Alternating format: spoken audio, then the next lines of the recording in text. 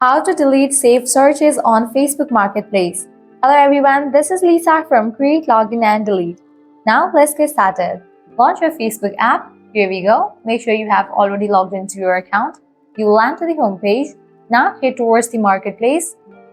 After you land to the Marketplace page, at the top right corner you will find the search icon. Click on it.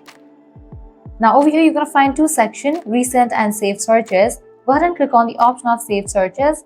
And in this page you're going to find all of your saved searches. Now how can you delete these? All you have to do is click on the one that you want to delete.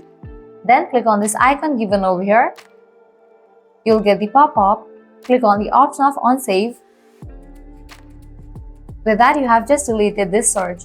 Now you can hit back. You can also do the same for these searches. Just click on it and then click on this icon and click on unsave.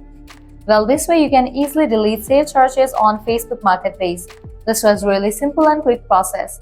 At the end, if you guys find this video helpful, don't forget to like, share and subscribe to our channel. Thank you.